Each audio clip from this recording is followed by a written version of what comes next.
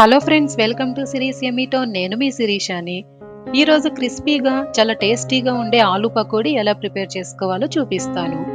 ఎప్పుడూ ఒకేలాంటి పకోడీ కన్నా ఓసారి కొత్తగా బంగాళదుంపలతో పకోడీ చేసి చూడండి. కరకరలాడుతూ చాలా బాగుంటాయి. మరి లేట్ చేయకుండా ప్రాసెస్లోకి వెళ్ళిపోదాం రండి. ముందుగా 2 బంగాళదుంపల్ని తీసుకొని పైన తోలు తీసేసి నీట్గా క్లీన్ చేసి పెట్టుకోవాలి. ఇప్పుడు 4 ముక్కలుగా కట్ చేసుకొని ఒక గిన్నెలోకి వేసేసుకొని ముక్కలు మునిగే వరకు వాటర్ యాడ్ చేసుకోండి.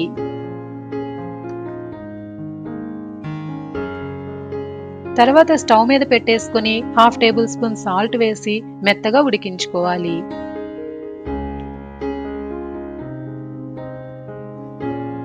చూడండి, ఇలా సాఫ్ట్గా ఉడికిన తర్వాత స్టవ్ ఆఫ్ చేసేసుకొని నీళ్లు పడబోసి చన్నీళ్లు వేసుకోండి. తొందరగా చల్లారుతాయి.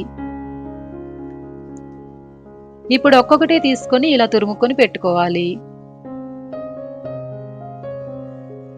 చూడండి, ఇలా అన్ని తురుముకున్నాక ఒక బౌల్లోకి తీసేసుకోండి. ఇప్పుడు దీంట్లో 1/2 టేబుల్ స్పూన్ పసుపు, రుచికి సరిపడా ఉప్పు, 1/2 టేబుల్ స్పూన్ కారం, అలాగే 1 టేబుల్ స్పూన్ వరకు వాము తీసుకొని ఇలా నలుపుకొని వేసుకోండి.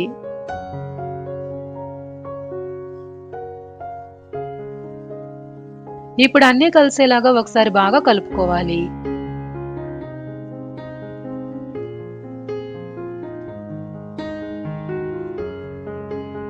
చూడండి, ఇలా కలుపుకున్నాక కొంచెం కొంచెంగా శనగపిండిని వేసుకుంటూ పిండిని కలుపుకోండి.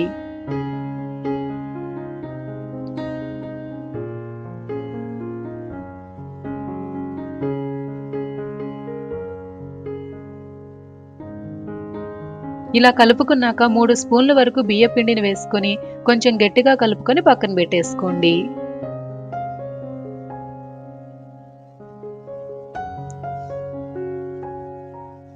తర్వాత స్టవ్ ఆన్ చేసి ప్యాన్ పెట్టుకుని డీప్ ఫ్రైకి సరిపడా ఆయిల్ వేసుకోవాలి. ఆయిల్ బాగా వేడయ్యాక కొంచెం కొంచెం స్టఫ్ తీసుకుని ఆయిల్లోకి మెల్లగా వేసేసుకోండి. ఇలా ప్యాన్ కి సరిపోయినన్ని వేసుకుని మంటని మీడియం ఫ్లేమ్ లో పెట్టుకుని అన్ని వైపులా గోల్డెన్ కలర్ లోకి వచ్చే వరకు వేయించాలి. చూడండి, ఇలా ఎర్రగా కాలిన తర్వాత మెల్లగా ఆయిల్లో నుండి తీసేసుకుని టిష్యూ పేపర్ మీద వేసేసుకోండి. ఎక్స్ట్రా ఆయిల్ ఉన్న పీల్ చేస్తుంది. ఇలాగే మిగతా పిండిని కూడా వేసేసుకోవాలి.